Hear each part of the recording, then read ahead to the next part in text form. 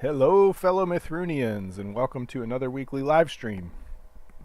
Tonight, I think we'll be playing with some tooling because I want to do the new collider shapes like wedges and cylinders and things. And from experience, I know that takes a lot of debugging sometimes. So I'm going to flesh out my tool, so to speak, to help for more testing. There's thanks to the patrons. As usual, you guys rock. Teamwork makes the dream work, etc. Without too much further ado, let's go ahead and get started. Once again, up in the upper left screen, that's the place where you can download the current engine and play around with it. I fixed a bunch of things. As is customary, I usually run the game a little bit at the beginning here. So I will do that too as soon as I bring up my standard stuff, and then we'll talk about what we're going to do today. So let's go ahead and run. I played with some different bugs after releasing on Monday.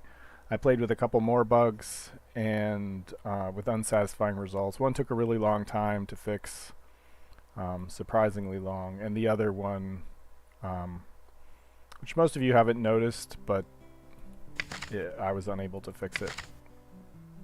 One big thing, though, in the new release is if you go there and you just say connect, it remembers your thing and automatically puts you on the password field. Saves me lots of time.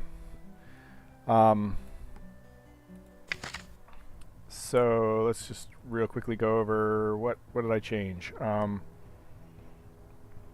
Well, we discovered in the last live stream there was a bug with the look how tall I am. There was a bug when editing blueprints that if you had the flame blocks, if you had one of those, you couldn't remove it. And now you can remove it. Basically, it's using the same collision detection that the world was using. And see, already we find if you every now and then you can find a way to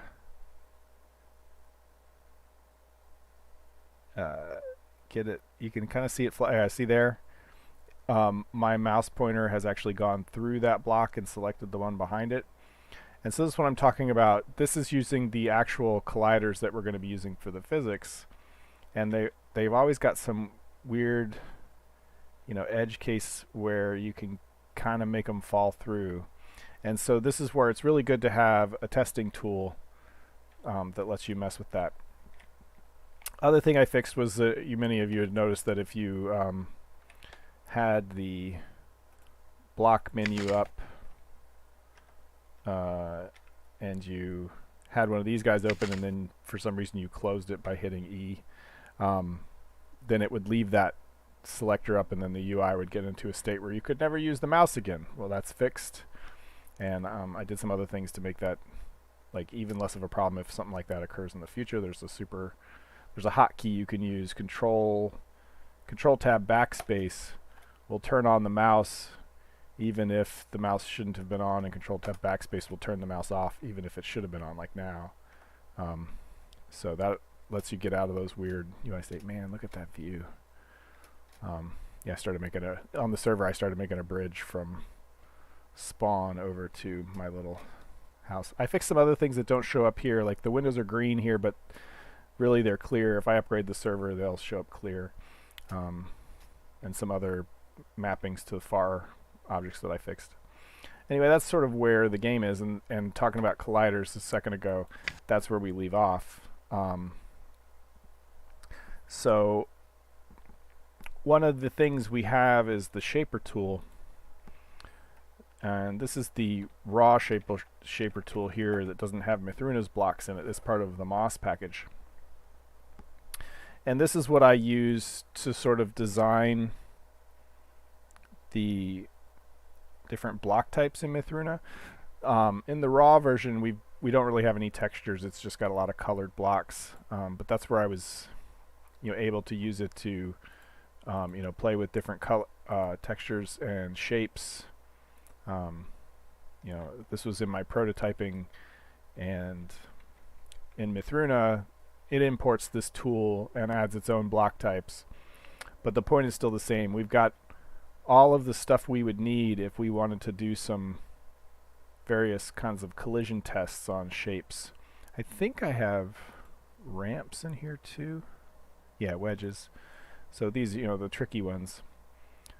You know, so I think about some tests that I would like to be able to perform, and so we'll do my standard thing is where we'll so tests I would like a ray test.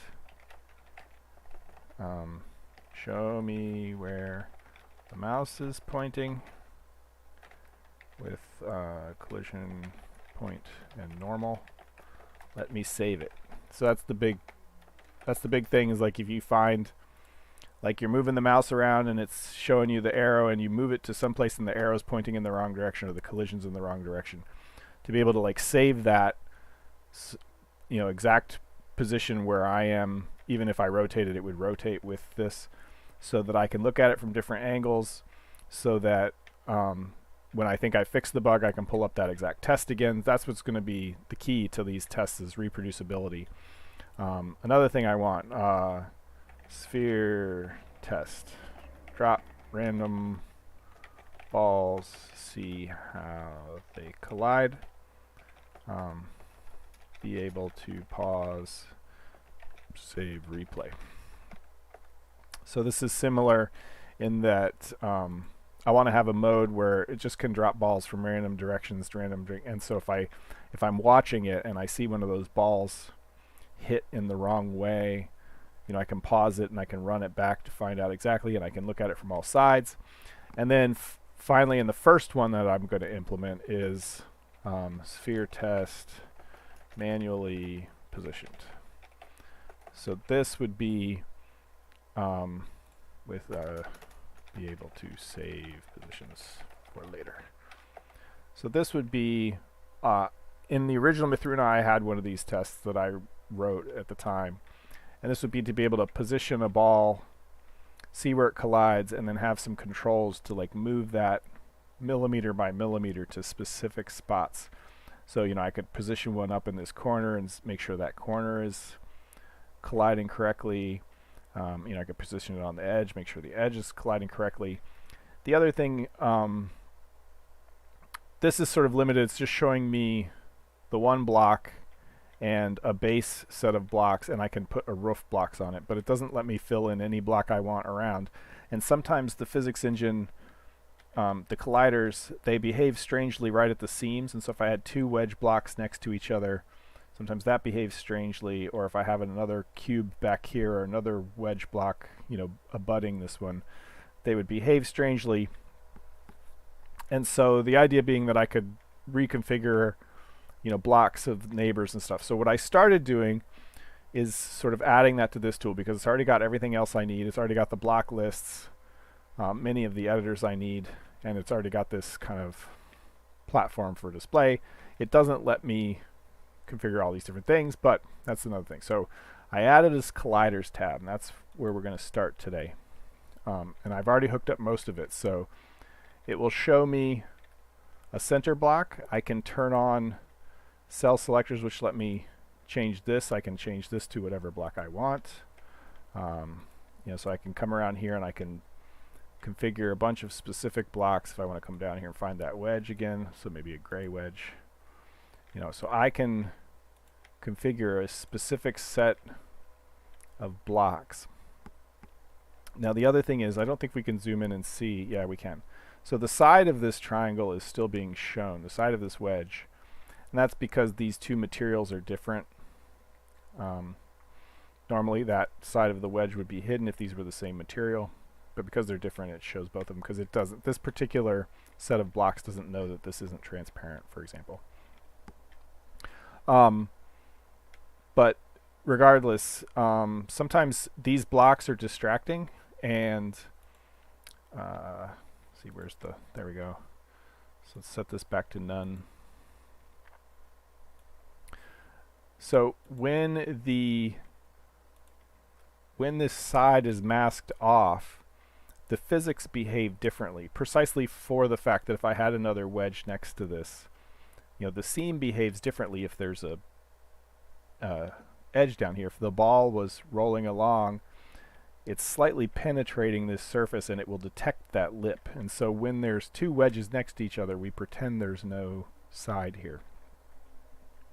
In Mythruna, these are baked into the types. There's a side mask that toggles on whether a particular, cube abutting side is visible. So I call those side masks.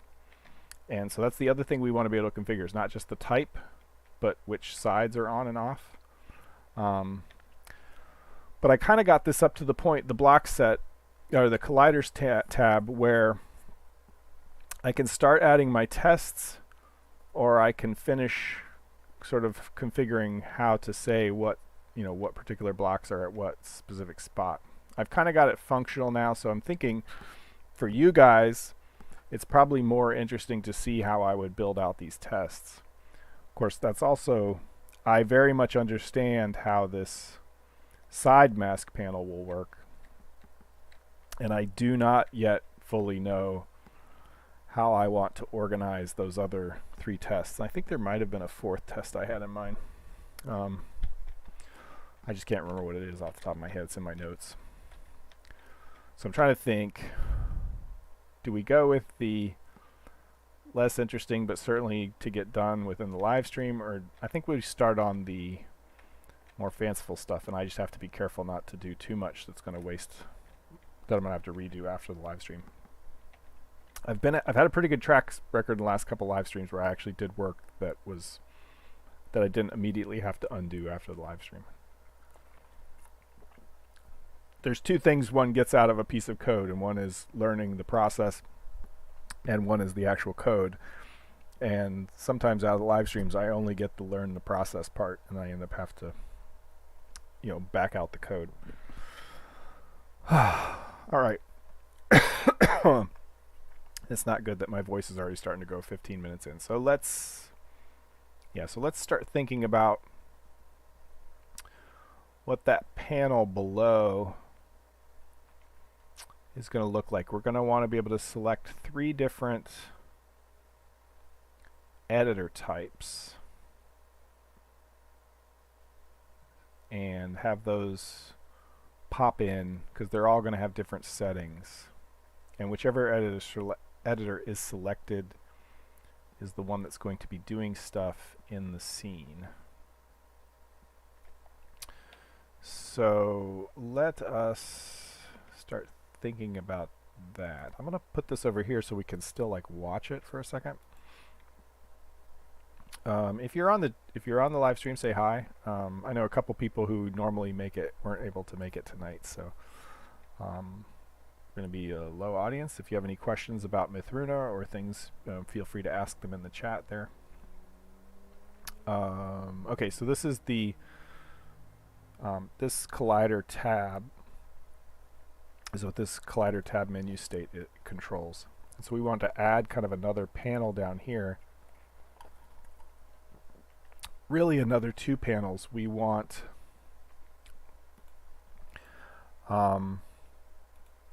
let's make an enum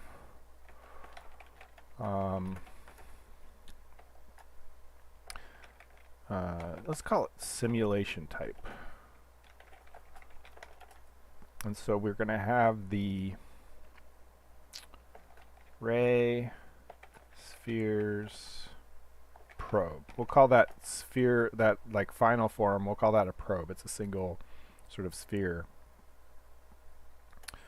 Ray spheres probe. So those will be the simulation types, and then we can really easily then make a selector for those. Simulation type. This is just kind of classic lemur stuff. Simulation selector. Okay, so we add the checkbox, we add the editor, and we set that up. And so down here, set the simulations. And So we want to say equals add child.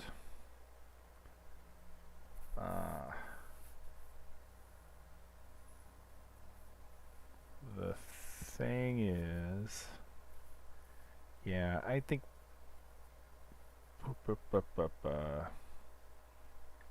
I want to add a label. So let's add child new container. I'll make it look pretty in a second, but in order to add the label, because if they're all sharing the same layout, it'll screw up everything else, because it suddenly would make it a 2-column panel, and these are all 1 column. So add a child container that will be our 2-column container. And so we'll say new label simulation,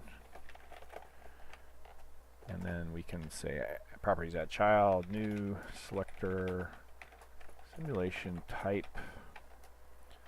I think selector, can it take a regular list, or does it always have to be a versioned list? Selector always has to be a version list.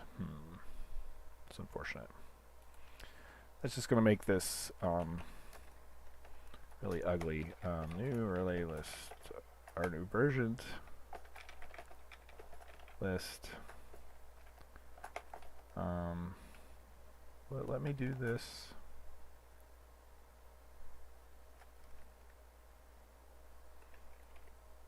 Arrays as list.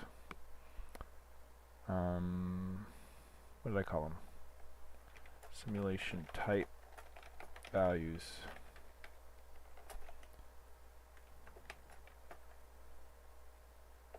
Is there one that just takes a model? Do I have to? Yep. Okay, so for now, let's do that. Yeah. Oh, and comma 1. So I'll do that. Okay. All right, let's see what I screwed up. Okay, let's close this. Actually, I think I thought of a better way to do this. Now I think about it. Rather than have a child panel like this. No. This will be fine. We are not a thing, so we have to collider panel add child. Okay. Arrays as list. I'm not importing. Okay. I'm so used to having Java util already imported.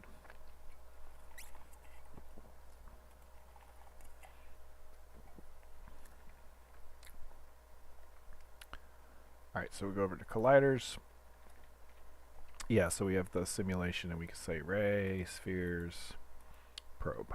Okay, and so what that'll do is we'll have a simulation settings thing down here, and we'll make it like a rollout panel like this one, and what's in there will change depending on what we set here, and that will also change what's currently running. So we just have to make editors for all those different things, and currently we'll start with probe probably, because I think that's the most straightforward. Alright, so let's build the rest of our infrastructure. We want a rollout panel, rollup panel I think is what I call them.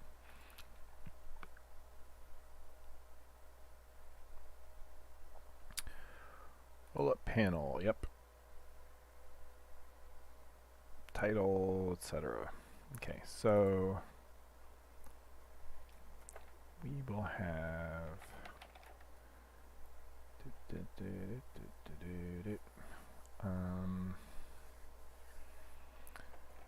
map simulation type.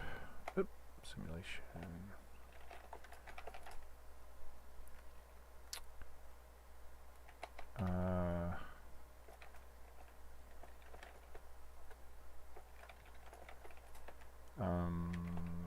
simulations equals new hash map. And then, just for now, just make a class. We want basically to have containers for each of these things so we could remember our settings from time to time, or these will be panels or something, but we're going to have one.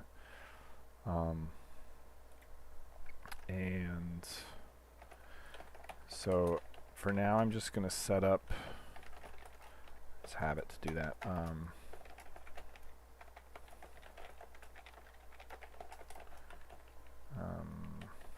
Actually, just string temp private panel editor. Just for now, I'm going to say just have something. But we want to be able to have an object that when we switch them out, we can disable whatever it's running and start the next thing that's running. So we've got those. Now we're going to set simulations put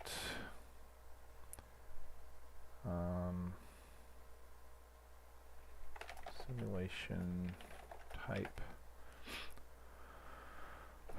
array new simulation settings array. Okay, but these will be custom classes in a second. I like to have code working as much as possible. I get nervous when I can't, run the next step. So I like to edit. I like to work very iteratively.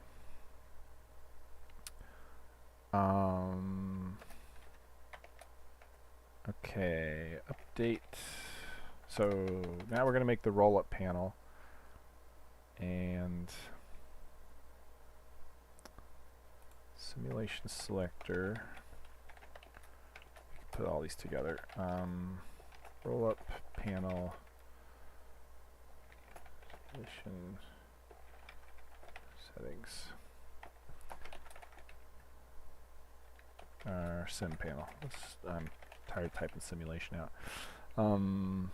Alright, so then collider panel, add child, new rollup panel. Just for now, let's say that equals, what's the setting for the rollup panel? A title.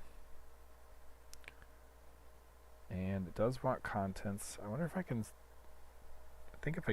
oh, I can just do a style. Okay, cool. It'll be empty. Okay. So I should be able to say simulation settings null. Okay. And then we want to have a method that update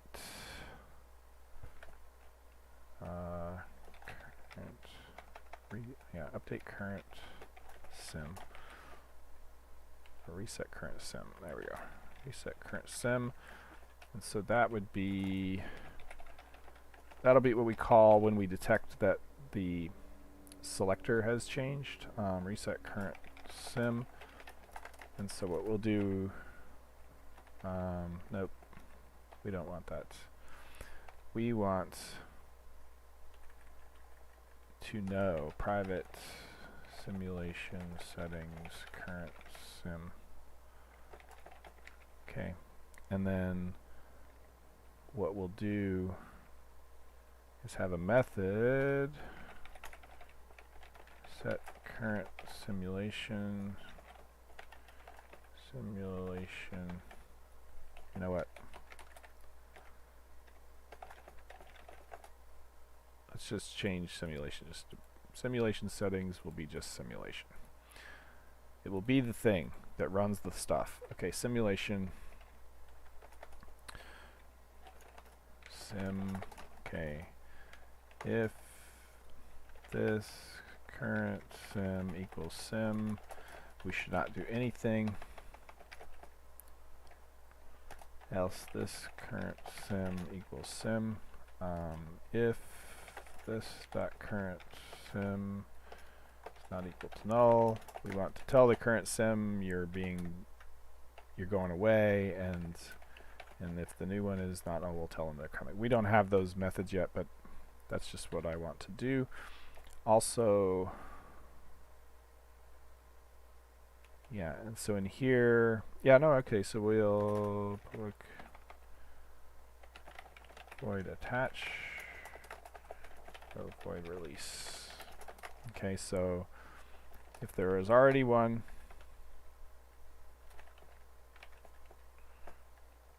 release. Well, why am I doing this dot current sim? Well, that's because this should really be current sim. I get in trouble when I use different values, so, or different names. Okay, so this dot current sim, if it's not null, say attach. I just like the symmetry of having the this there, that, and whatnot. Okay.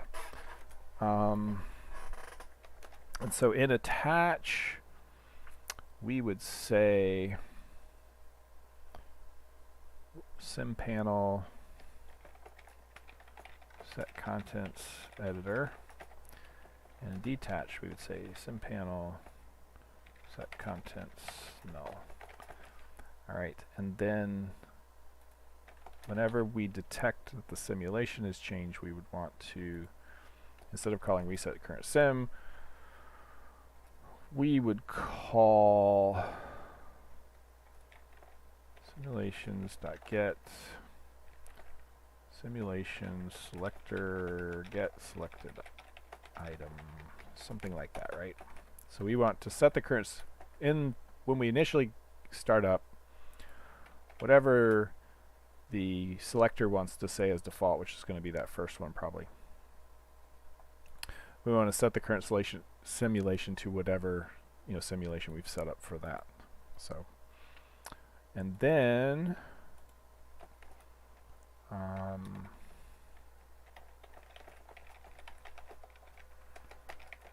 so we want to be able to watch that simulation selector create selected item reference. Do I have one of those? Create selected item reference. Hey, I got it right. Okay, so I need to make this. That would be here. Version reference. Simulation type. There, like that. And then in update,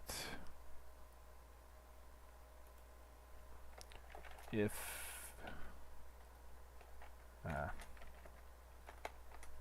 what did I call it? This one. Hey Cassidy, how's it going? Update. Then we do this again. Only this time we can say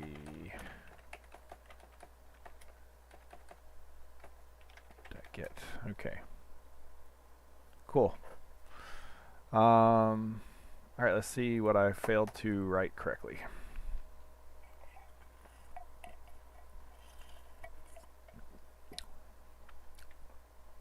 All right. Go to colliders. Okay, so ray, spheres, probe. Okay, so when I make the individual simulations, they'll be hooked up and you can collapse them just like this. So now I need to make at least probe. I think maybe we'll set it as the first item. So, do you know if we are going to play tonight? I hadn't planned on it. Were you able to get on the server? Let me see if there's anybody on the server.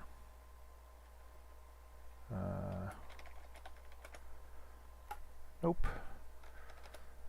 I did play at the beginning a little bit to show some of what I had changed, but mostly I'm trying to get some work done on some tools to help me do the next step, because right now, like, Mythruna has slopes and cylinders and things like that, but the colliders don't work that. So the physics doesn't know.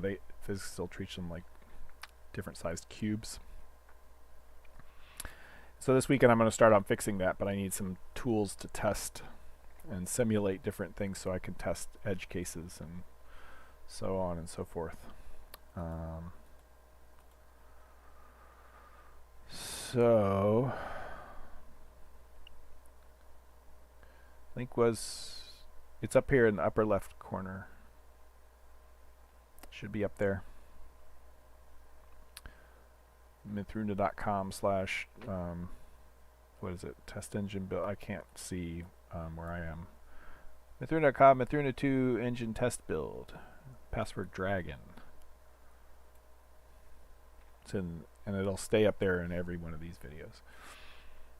Okay, so now what we want to do is, for lack of, I'm going to just include this here. Probe simulation, extend simulation, and actually we're going to make the different classes now. And it'll be, I should have done this, implements.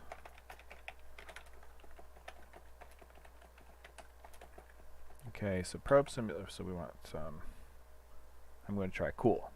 Well, I've got I can see the server if you try to connect. So ray simulation, spheres simulation. It'd be nice to get another player in. We had a couple this past week log in. Okay, so void attach, okay, actually, so simulation needs to be an interface.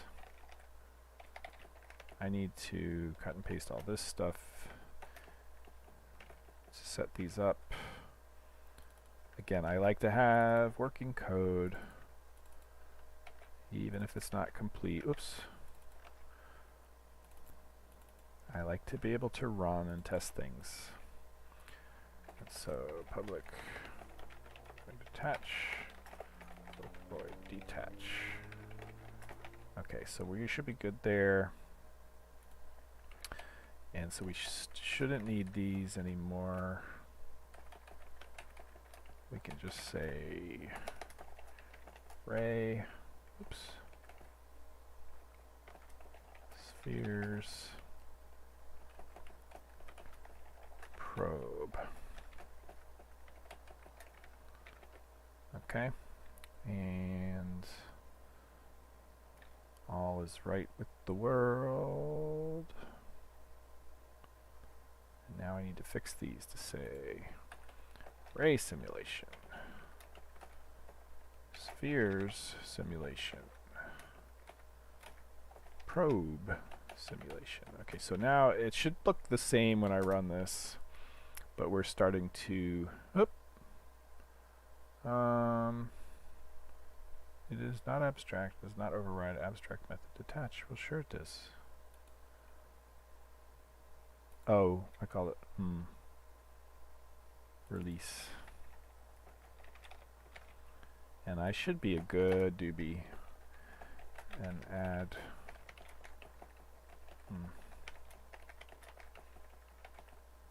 add all my overrides, save myself some trouble in the future. This shaper tool that I'm adding stuff to was written so long ago, now 4 years ago maybe.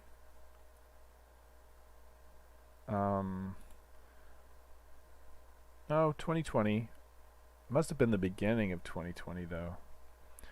But I had left so many compiler warnings in, unchecked errors and so on. When I started editing it today to make this, I had to spend like an hour just cleaning up all that crap because I couldn't see anything. Okay, so ray, spheres, probe. Okay, and we're going to set it up to be, this was fun to make today. I did this afternoon, this little grid of selectors. Or I think, or yeah, I did this all today. Pretty sure. I started it last night. I did the visuals last night, refactored it, and then did the selections today. Is the password dragon?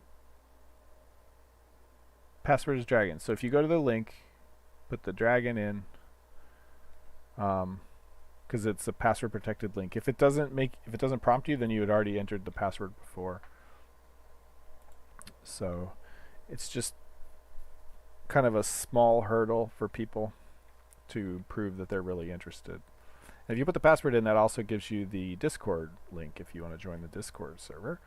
Then you can chat with other fellow Mythruna fans and me. Okay, so let's make the default selected item probe, so I can save myself one extra selection.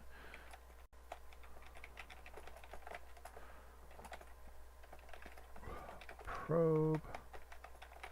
And before we get too far, we'll just test that real quick. Give Cassidy a chance to ask the next question.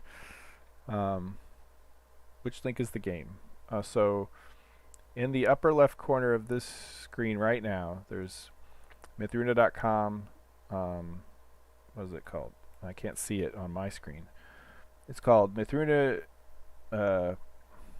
Mythruna.com, Mythruna 2 engine test build. And so if you go there, it should prompt you for a password, and then you can put the password in dragon. I can actually show you what the link looks like in the web browser. Maybe that'll help. So this is what it looks like in the web browser.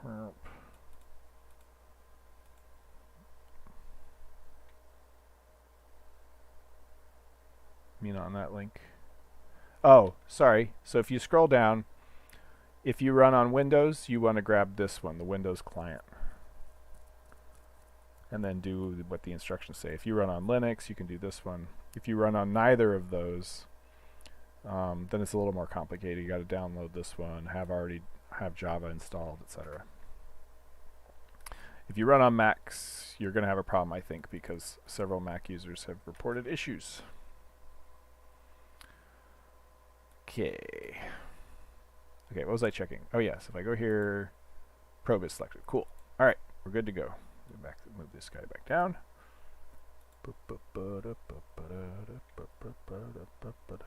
Okay, so we can start fleshing out a little bit what we want this editor to look like.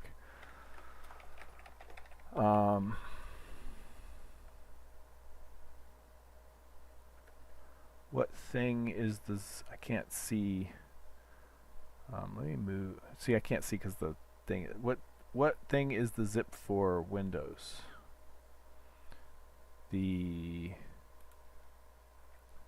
So down here, if you scroll down, Windows executable, and then there's this Mythruna client Windows thing, blah blah blah. If you download that, it's a zip file. Like if I were to click on it, it's going to want me to download Mythruna client Windows blah blah blah .zip. And if you download that and unzip it, it will have the executable in there. It basically, run this, and hopefully it will work. Okay, so editor, container, editor equals new container. And what we're going to want is a series of,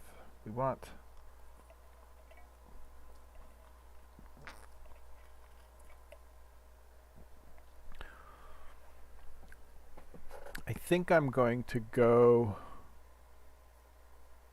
with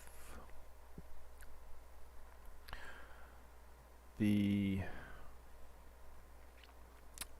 cheap version today, which is we want to have how long is it supposed to take to download? Sorry if I'm asking too many questions. That's fine. It can take a while. It's 108 megabytes or something. So it just depends on your connection. to that server. It's just a, I don't know what kind of pipe they have, but it's a hosted server somewhere. Is it spinner? That's what I want. Spinner. I think I already have. Anyway, I'm gonna double X spinner. Actually, spinner's already double, isn't it? Spinner. Nope, it's type T.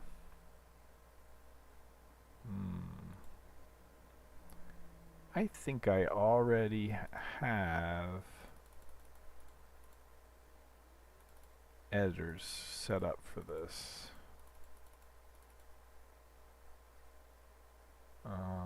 I have a Vec3D editor, which is kind of what we want, except for I want to be able to eventually pop out the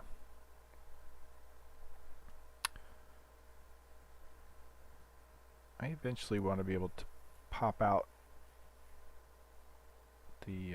gonna go. Okay. All right. Maybe I will use this editor for now. It just gets me past a lot of stuff, and we're almost done with the. It's almost time to stop anyway. So, or it's going to be if I take too long.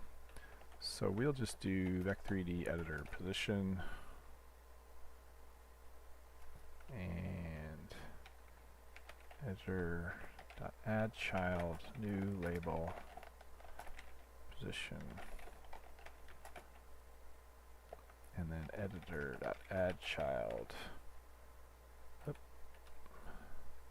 pos equals new Vec3D editor.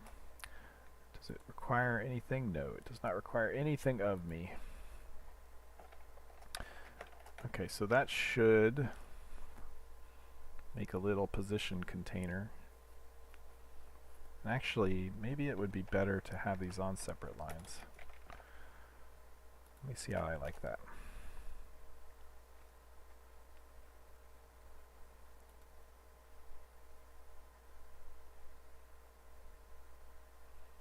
So we're going to do two things. We're going to add a, so we've got a position, and so we could move it around. But I think because I'm going to end up moving them all over the place here, I'm going to want 2 levels of precision here probably, so that I don't have to hand type big, or you know, if I want to move it by a meter at a time, I have to go like crazy like that. And so these are all sub-meter anyway. So that's got to change too. What do min-max? Yeah, okay. So I can change all of that stuff if I want to set it myself. So that would be axis X. We like that. Min 0, max 5.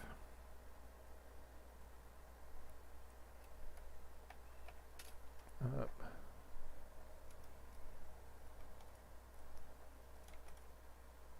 Sorry, my hand goes numb sometimes.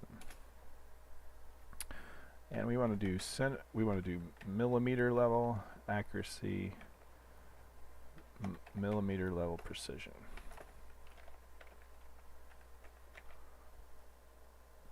Cool. 14 minutes left in the stream, or 14 minutes left in your download?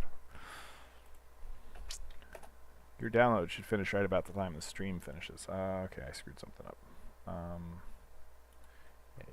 Yeah.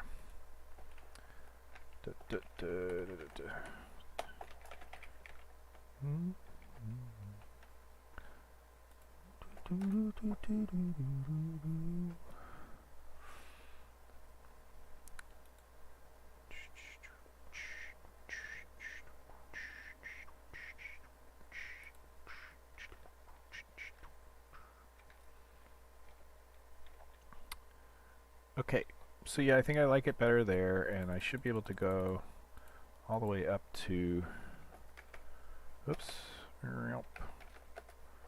yes, I should be able to go all the way up to 5. So let's see, 4.99. And I can go up to 5 and no higher. Okay. But see, it would be really tedious at any rate. It'll work for today. Because now I need to make a visual, and we're going to want a size. Private. No, spinner. Double. Size.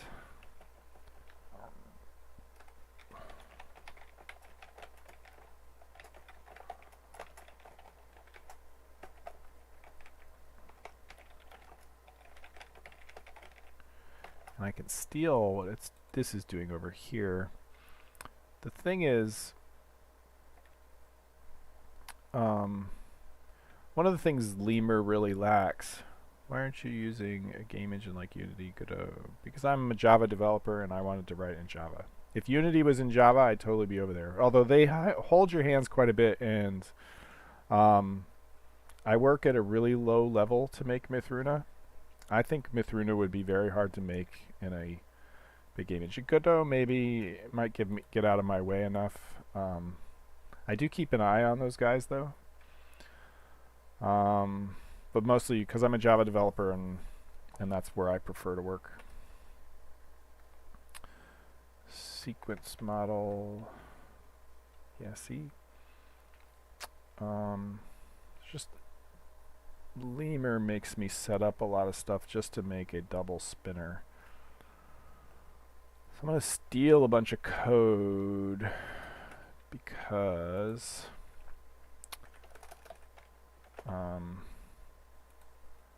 it's always tricky to get it right. And here we are.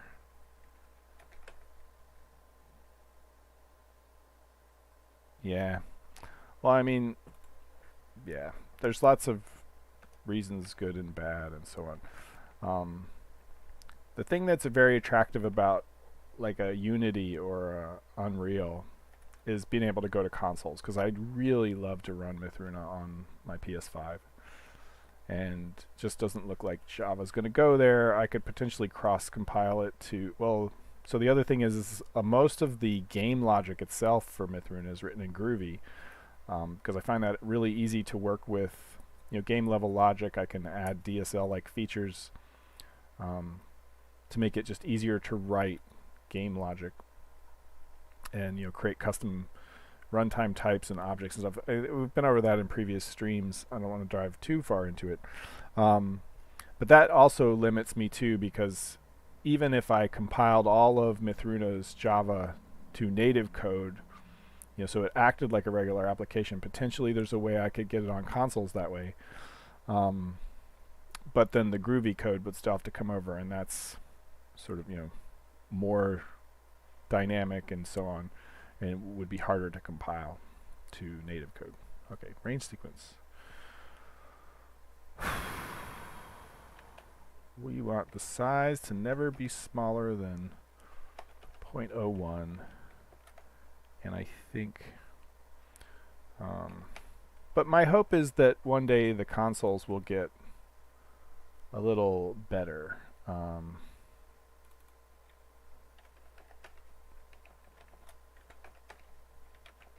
And a little more open, but I don't know that that's going to happen. But so we want to say size equals new spinner model renderer. That should do it. I can just use.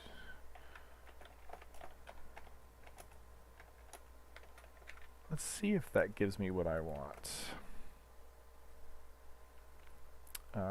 Well, I would have to have more things import. I think that's the right package. Oops, sorry for the pop, guys. My finger bumped my headphone cup.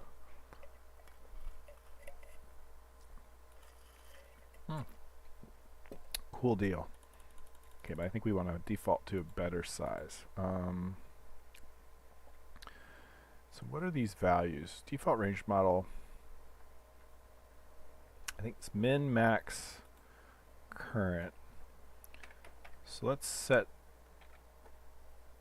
maybe so a radius of 0.25. Yeah, let's change size for radius because that's really what it is.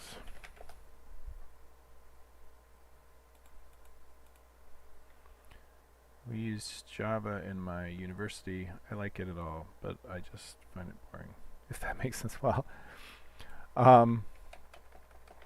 I don't know. It does the job. I don't know how exciting it needs to be, but I know my college student here, my child that is going to college, started down the computer science path and pretty much found all languages boring, and so now is going a different direction.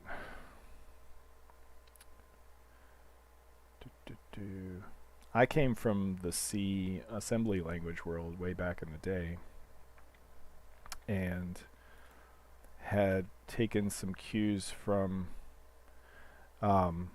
Objective-C, and I didn't really like C++, but we were hardcore C developers at the time, and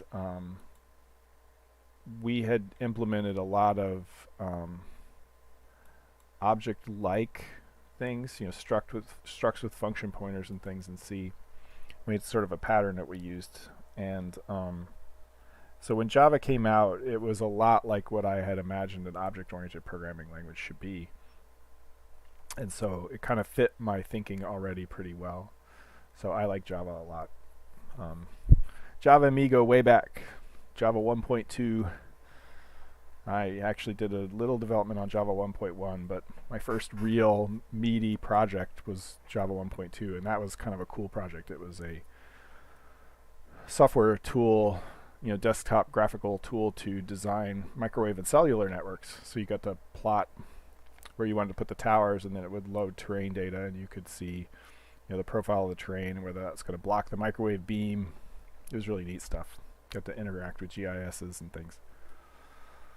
And that had been the work I had been doing in C right before that on the older product for the same company.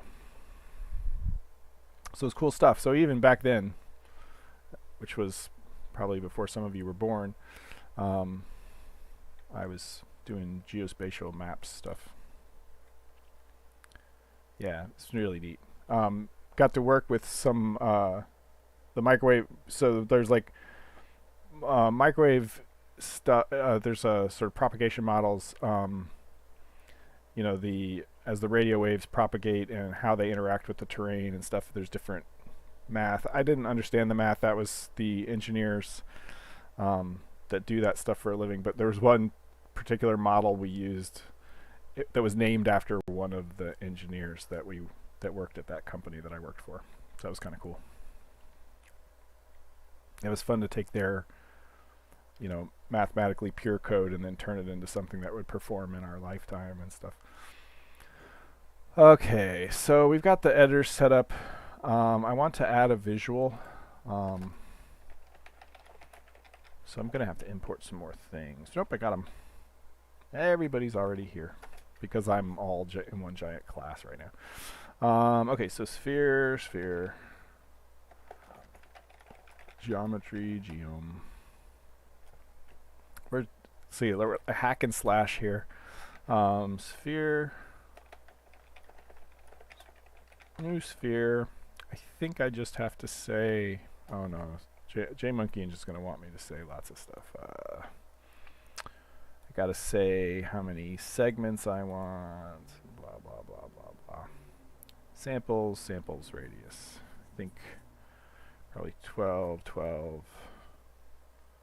And our radius is going to be, start at 0.25, okay.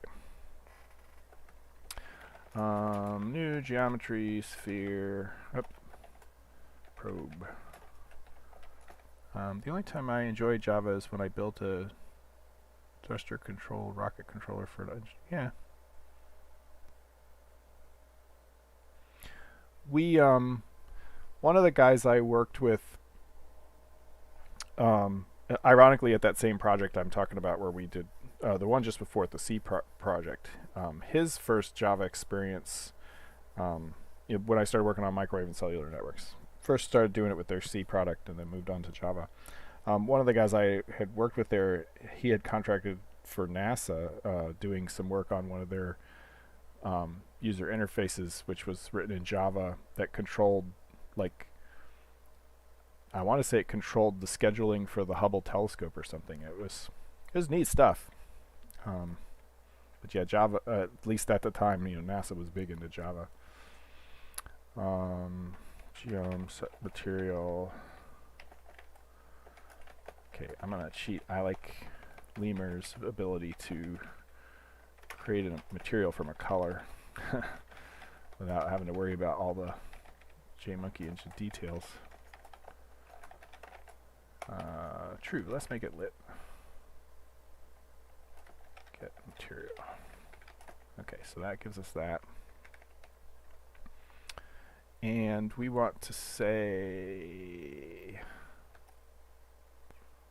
I think the collider selector, these guys as a node, so I think I can just attach it to that.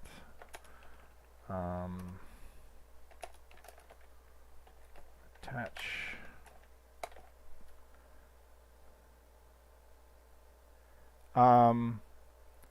It's Logitech. I like the soft keys so they don't go clacka clacka clacka. I don't like clacka clacka. I know people who really do, and I respect their opinion, but I like I don't like it to be too loud. So geom remove from parent. Okay, and then while we're here, we want to make sure our simulations can update. And so, and probably we want the TPF. And so, I think I already have it. Oh yeah, so there's already update here. So if simulation, if current sim not equal to null, current sim update TPF. Okay, good. Is all good. Okay. Public. Okay, so everybody's going to have to implement this.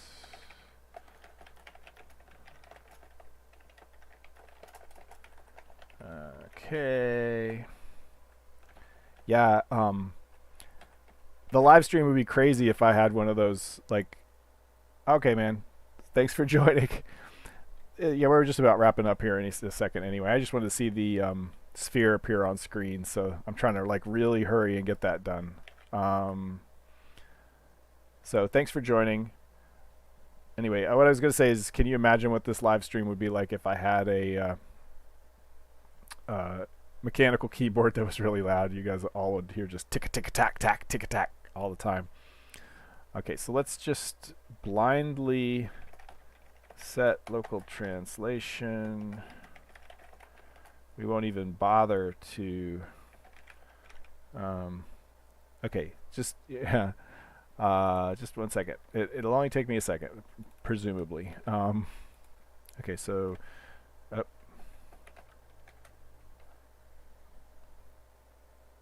yeah, 2 vector 3f. Okay, so I think that will get us, I'm going to leave the size unconnected. Let's see how that does. Dope. Okay. Oh yeah, so F, that's right. JMonkey engine works in float, and I work in double, because that's just how I roll.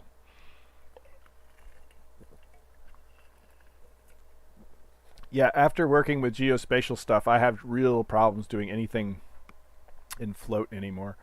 Okay, where did my sphere go?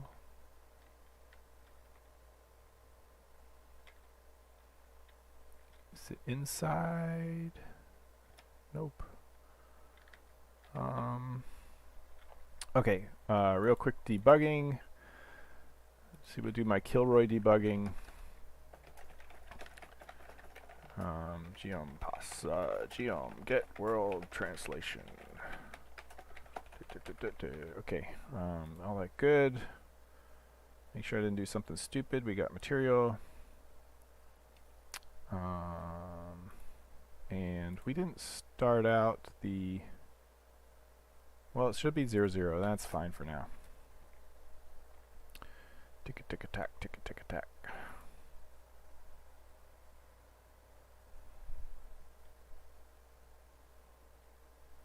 Okay, so the geom position is down there. Okay, so it shouldn't actually. That's a problem too.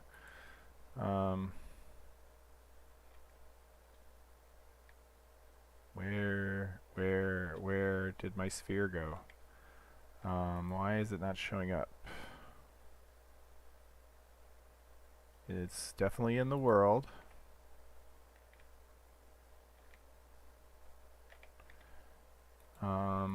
Definitely has a material. Otherwise, JMonkey Engine would complain. Is it attached? Well, it must be, because its world position changes with the selectors.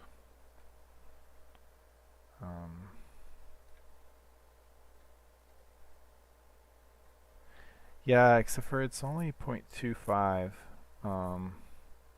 But you make a good point. This is when things don't work right. So Z samples, radial samples, radius.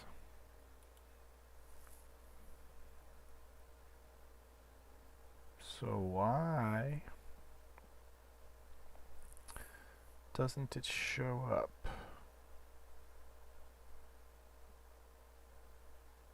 That's very strange. I normally don't have a problem like this. The only other thing I could think... No, the selectors have to be, because they're... Oh. Oh. I know what's wrong. Okay. So I was trying to use selectors, but I can't because...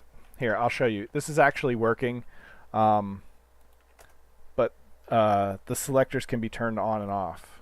So I'll show you what I mean. So I was just being dumb. I knew it had to be something dumb, right? So we can't see it because the selectors are turned off, and I added it as a child to the selectors. So there it is. And so if I go here and I change the position, you can actually see it move. So that's going to be the probe.